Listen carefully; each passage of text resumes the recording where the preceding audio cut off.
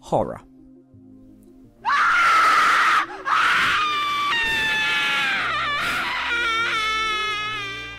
Horror is everywhere this time of year, and why wouldn't it be? It's Halloween! Of course it is.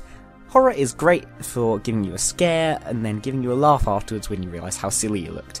But it's not really in Minecraft maps that much. You've got adventure maps, puzzle maps, tons of different varieties, but horror is a very small section of the mapping community, not really counting the zombie maps, because it's not really horror. Let's look today at some examples of horror maps, what they do well and what they don't do so well, and let's look at how you can make your own brilliant horror maps. Welcome to Wumpercraft, let's get started. So, why the lack of horror maps? Well, simply it's because Minecraft isn't that scary. When the scariest thing you've got in your game is this, it's not enough to terrify players.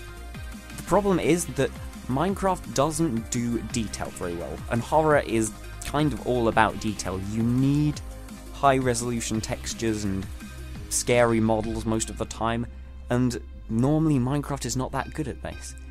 This is why you absolutely have to have a resource pack. If you don't have a resource pack, you are probably making a massive mistake.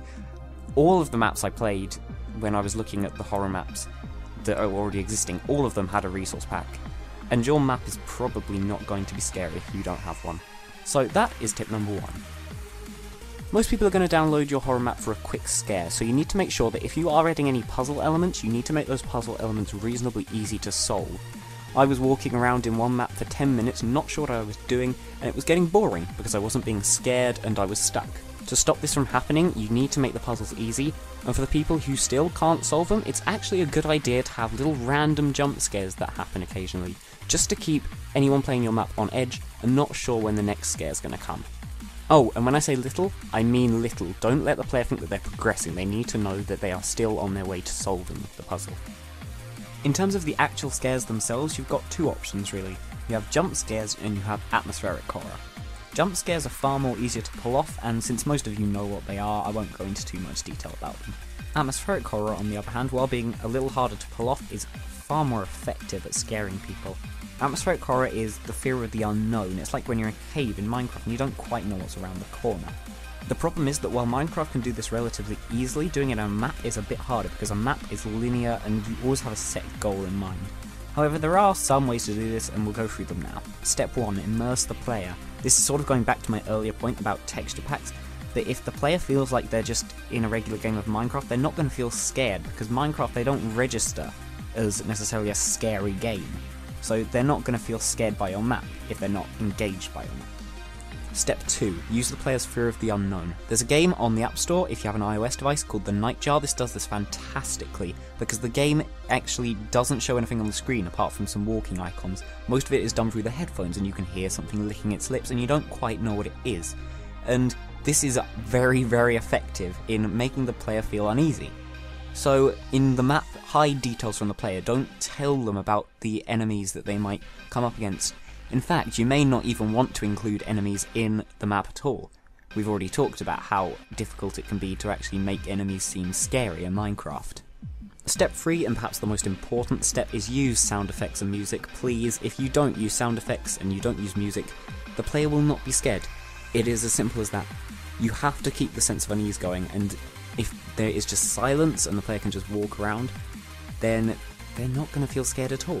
Although, it is worth mentioning that if there is a bit of silence after music has played, then that can be scary because the player will expect a jump scare.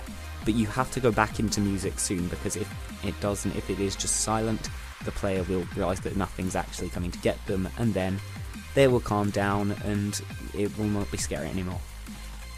Now for a quick concept, just to show you how to effectively do a jump scare. This command block is going to give every single player in the world a pumpkin on their head. When I activate it, as you can see, the pumpkin overlay goes on top. If we retexture this to anything we like, we can have an instant jump scare just like that. So that's quite good, but if, say, you wanted like a torch overlay to make things a bit darker and gloomier, you could set it up to this fill clock here, which is constantly putting a pumpkin on my head, so I can't get rid of it.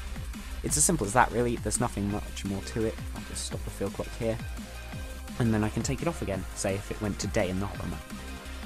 And because not many people know this, I feel I need to mention that you can actually now bundle resource packs even with maps. All you need to do is name your resource pack resources.zip and put it in that world save folder, and then you're good to go. They will not show up on the resource pack list, and you can instantly have resource packs in with your map. So down in the description below I've included a few links to people's concepts which you could quite easily use in an adventure map. We've got 2 by Squirtdude, 1 by Henrik SB, 1 by Purple, and 2 by me. Bear in mind that some of them are out of date, specifically my Slender one, Purple's Fog one, I'm not sure if that works too well in 1.8, and Squirtdude's handheld light sources one.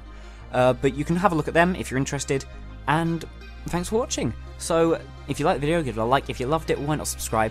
Feel free to comment down in the comment section below if you enjoyed, or if there is anything you would give as advice about creating horror maps.